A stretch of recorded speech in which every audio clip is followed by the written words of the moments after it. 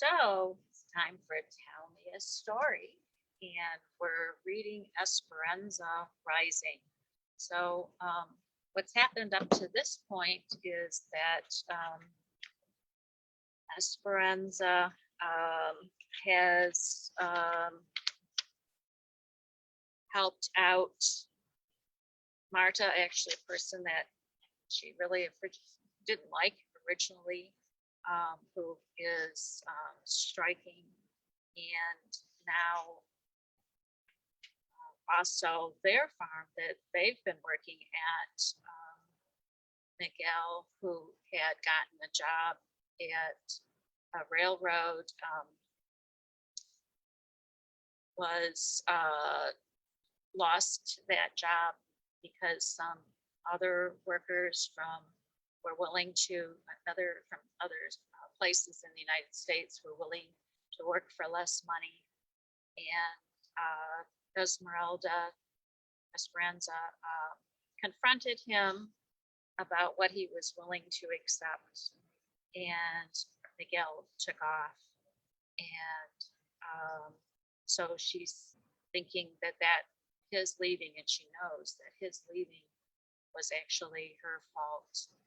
She's noticed that Papa's roses have started to bloom, but now she can't tell Miguel, who worked so hard to bring the rosa plants with them to Mexico, and she's praying that nothing happens to him, because she would never be able to forgive herself for confronting him. Esperanza kept her mind off Miguel by working hard and concentrating on Isabel. When Esperanza saw a lug of early peaches come into the shed, she set aside a bag to bring home to her. She just had to have them, especially today. As she walked down the row of cabins after work, she could see Isabel in the distance waiting for her. Isabel sat up straight, primly, with her small hands folded in her lap, her eyes searching the row. When she saw Esperanza, she jumped up and ran toward her. As she got closer, Esperanza could see the tears streaked on her cheeks. Isabel threw her arms around Esperanza's waist.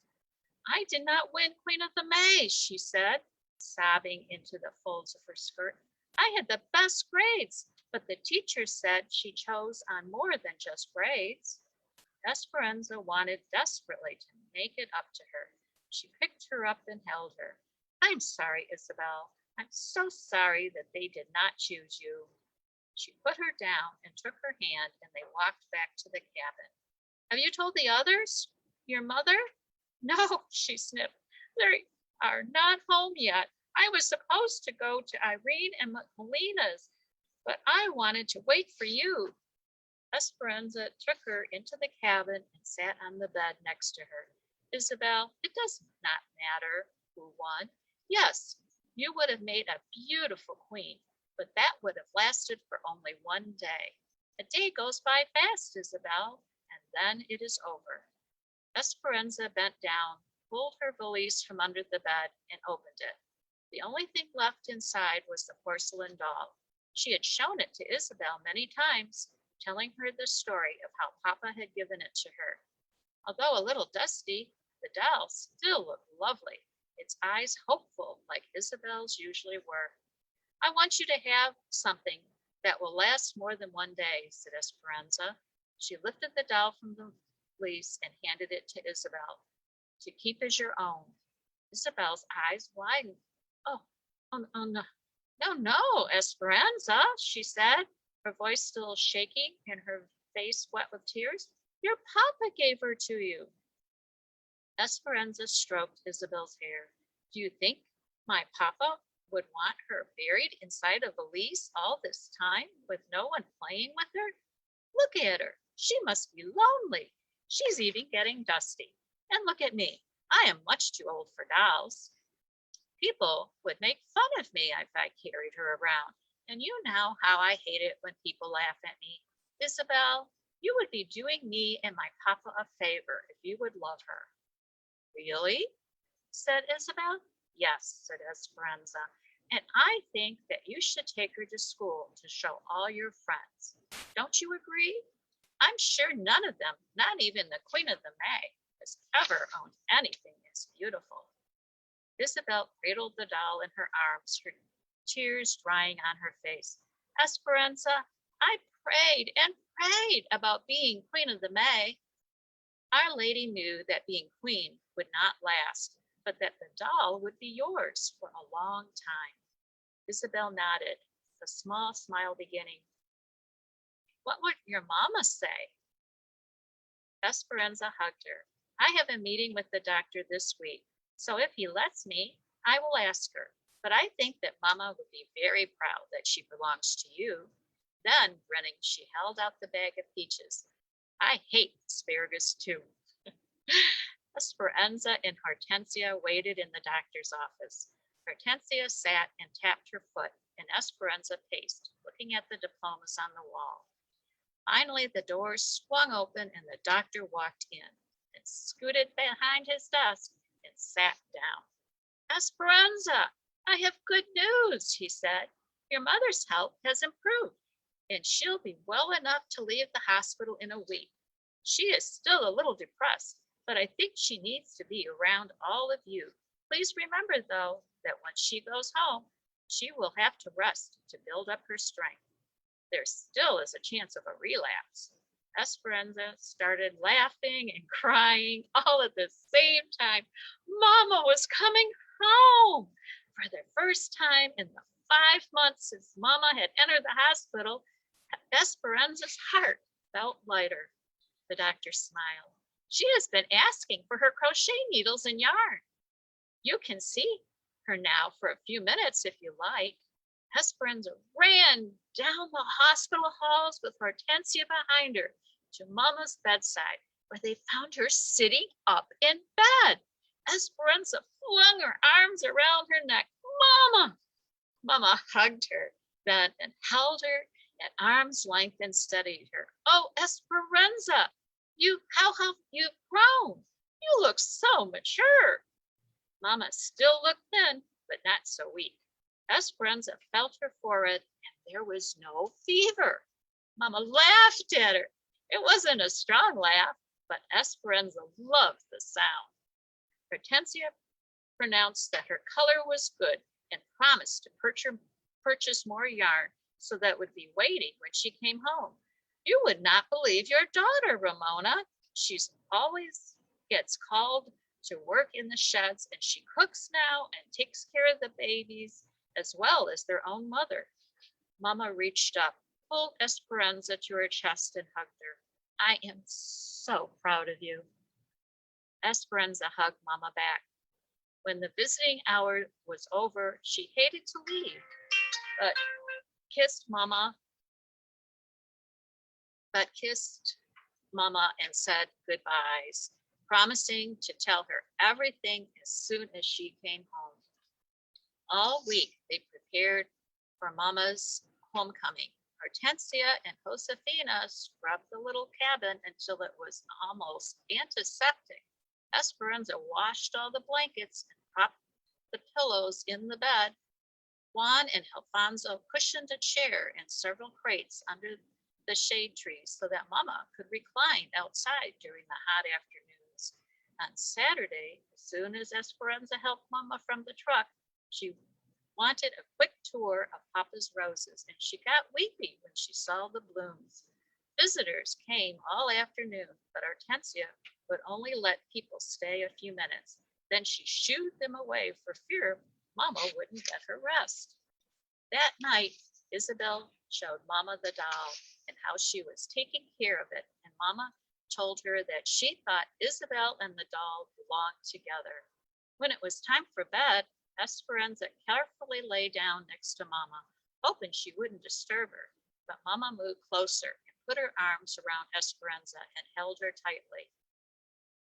Mama, Miguel is gone, she whispered.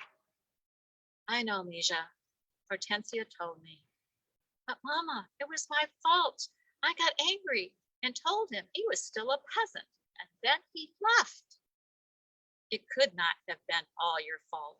I'm sure he knows you didn't mean it. He'll come back soon.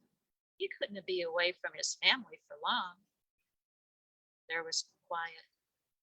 "Mama, we've been away from El Boita for almost a year," said Esperanza.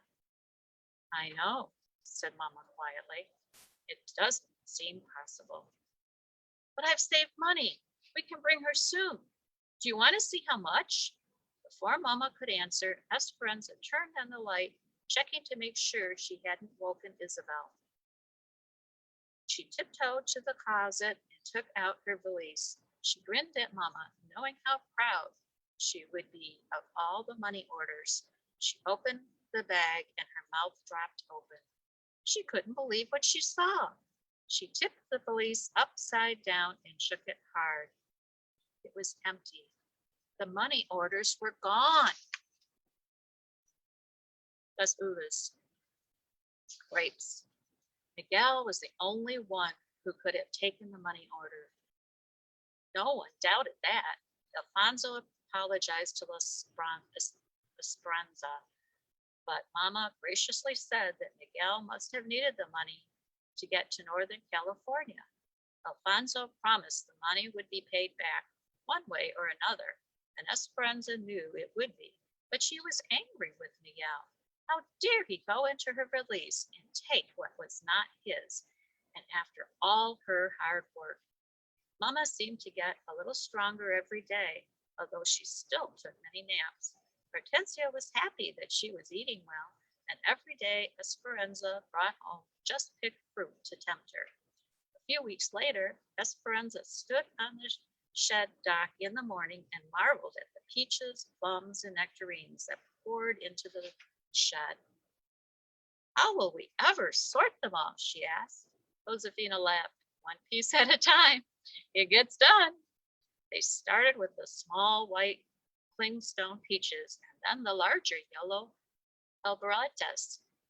Mama loved the white peaches, so Esperanza set aside a bag for her. Then, after lunch, they sorted the flamingo gold nectarines. Later that afternoon, they would still have to sort a few bushels of plums. Esperanza loved the elephant heart plums. Mottled green on the outside, blood red on the inside, they were tangy and sweet at the same time. She stood in the midsummer sun during her lunch break and ate one, bent over so the juice wouldn't run down her chin. Josefina called to her. "Mira," she said, "look, there's Alfonso. What is he doing here?" Alfonso was talking to one of the supervisors. He had never left the fields in the middle of the day and come to the sheds. "Something must be wrong," said Esperanza. "Maybe it's the babies?" asked Josefina, and she hurried toward him. Esperanza could see them talking and slowly began walking toward them, leaving the line of women and the stacks of logs and plums. She tried to read from Josefina's expression whether something was wrong. Then Josefina turned to look at her. Esperanza felt the blood drain from her face, and she suddenly knew why Alfonso was there. It had to be Mama. The doctor had said she could have a relapse. Something must have happened to her. Esperanza suddenly felt weak, but she kept walking. "Is it Mama?" No. I don't mean to alarm you, Esperanza, but I need you to come with me. Hortensia is in the truck." "But it's so early." "It's okay. I talked to the supervisor." She followed him to the truck. Hortensia was waiting inside. "We got a message from Miguel," she said. "We are to meet him at the bus station in Bakersfield at 3:00. He said he is coming from Los Angeles and that we should bring you. That's all we know." "But why would he want me to come?" asked Esperanza. "I can only hope that it's to apologize for his actions," said Hortensia. It was over 100 degrees. Hot wind whipped inside the cab. Esperanza felt the perspiration sliding down her skin beneath her dress. It felt strange to be riding to town on a work day, breaking her routine in the sheds. She kept thinking of all the elephant hearts that the others would have to pack short-handed. Hortensia squeezed her hand. "I I can't wait to see him, she said. Esperanza offered a tight smile. They arrived at the bus station and sat on a bench in front. The clerks all spoke to one another in English, their hard, sharp words meaning nothing to Esperanza. It always startled her when she heard English, and she hated not knowing what people were saying. Some day she would learn it. She strained to hear each announcement that was made, and finally hearing the words she was waiting for. Los Angeles. A silver bus turned the corner and pulled into the bay in front of the station. Esperanza searched through the passengers seating on the bus, but she couldn't see Miguel. She and Hortensia and Alfonso stood up and watched everyone get off. And then, finally, there was Miguel, standing in the doorway of the bus. He looked tired and rumpled, but when he saw his parents, he jumped from the steps, grabbing his mother and hugging her, then his father, clapping him on the back. He looked at Esperanza and smiled. I have brought you proof that things will get better, he said. She looked at him, trying to be angry. She didn't want him to think she was glad to see him. Did you bring back what you have stolen? No, but I brought you something better. Then he turned to help the last passenger from the bus, a small, older woman trying to get down the steep steps. The sun, reflecting off the shiny bus, glinted in Esperanza's eyes. She shaded them with her hand, trying to imagine what Miguel was talking about. For a moment, she saw un fantasma, a ghost of Abuelito, walking toward her, with one arm reaching out to her and the other pressing on a wooden cane. Esperanza, said the ghost. She heard Hortensia suck in her breath. Suddenly, Esperanza knew that her eyes were not deceiving her. Her throat tightened and she felt as if she couldn't move. Abuelita came closer. She was small and wrinkled, with wisps of white hair falling out of her bun at the back of her head. Her clothes looked mussed from travel, but she had her same white lace handkerchief tucked into the sleeve of her dress, and her eyes brimmed with tears. Esperanza tried to say her name, but couldn't. Her throat was cramping from emotions. She could only reach out for her grandmother and bury her head in the familiar smell of face powder, garlic, and peppermint. Abuelita, Abuelita, she cried. Abuelito, I am here, Ninita. I have missed you.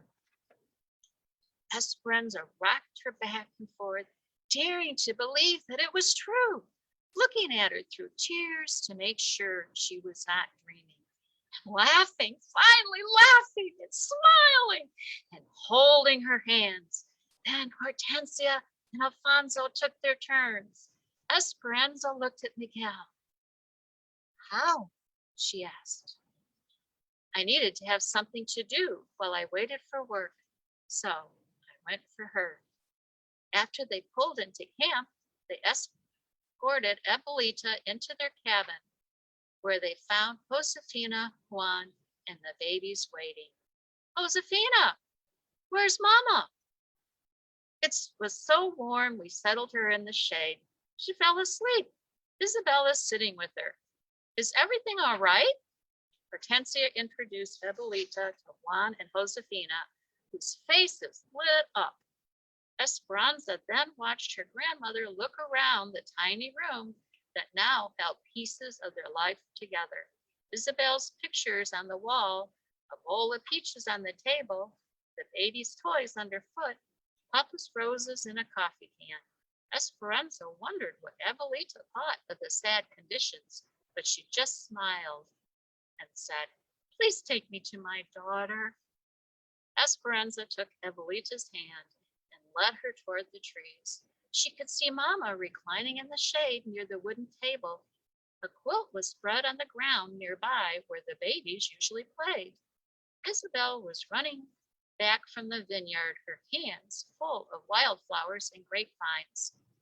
She saw Esperanza and ran toward her, and Abuelita. Isabel stopped in front of them, her face flushed and smiling. Isabel, this is Abuelita. Isabel's eyes widened and her mouth popped open in surprise. Do you really walk barefoot in the grapes and carry smooth stones in your pockets? Abuelita laughed, reached deep into the pocket of her dress, pulled out a flat, slick stone, and gave it to Isabel. She looked at it in amazement, then handed Abuelita the wildflowers. I think you and I will be good friends, Isabel. Yes? Isabel nodded and stepped beside so Abuelita could go to her daughter. There was no way to prepare Mama. Esperanza watched Abuelita walk to where Mama slept. Resting on the makeshift lounge, she was framed by the vineyard, the grapes ripe and ready to drop. Abuelita stopped a few feet from Mama and looked at her. A stack of lace carpetos was at Mama's side, as well as her crochet needle and thread. Abuelita reached out and stroked her daughter's hair, gently pulling the loose strands away from Mama's face and smoothing them against her head. Softly, Abuelita said, Ramona?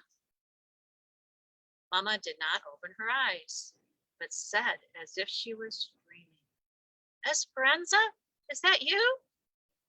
No, Ramona, it is me, Abuelita. Mama slowly opened her eyes. She stared at Abuelita with no reaction, as if she was not really seeing her at all. And she lifted her hand and reached out to touch her mother's face, making sure that the vision was true. Abuelita nodded. Yes, it is me. I have come. Abuelita and Mama uttered no words that anyone could understand. It was their own language of happy exclamations and overwhelming emotions. Esperanza watched them cry, and she wondered if her own heart would burst from so much joy. Oh, Esperanza, said Isabel, jumping up and down, clapping. I think my heart is dancing. Esperanza barely choked out the whisper. Mine too. Then she picked up Isabel and spun her around in her arms. Mama would not let go of Abuelita. She scooted over and made Abuelita sit next to her and held onto her arms as if she might disappear. Suddenly, Esperanza remembered her promise, ran back to the cabin and returned, carrying something in her arms. Esperanza, said Abuelita, can that possibly be my blanket? Did you finish it? Not yet, she said, unfolding the blanket. Mama held one end and Esperanza pulled the other end. It reached from the china berry tree to the mulberry. It could have covered 3 beds. They all laughed. The yarn was still connected, waiting for the last row to be finished. They all gathered to the quilt at the table. Esperanza sat down and pulled the mammoth blanket next to her, took the needle, and began crocheting the final stitches. When Mama could finally speak, she looked at Abuelita and asked the same thing Esperanza had asked. How did you get here? Miguel, said Abuelita. He came for me. Luis and Marco have been impossible. If I went to the market, one of their spies would follow me. I think they thought you were still in the area and would eventually come back for me. 10 stitches up to the top of the mountain, Esperanza listened to Abuelita tell Mama about how infuriated Tio Luis had been when he found out they were gone. He'd become obsessed with finding them and questioned all of their neighbors, including Senor Rodriguez. They had even come to the convent to question her sisters, but no one told them anything. Add one stitch. A few months after they left, she'd had a premonition that something was wrong with Mama. The feeling would not let go of her, so she lit candles every day for months and prayed for their safety. 9 stitches down to the bottom of the valley, then one day, when she had almost given up hope, she found an injured bird in the garden that she did not think would fly again. But the next morning, when she approached it, the bird lifted into the sky. She knew it was a sign that whatever had been wrong was better. Skip 1 stitch.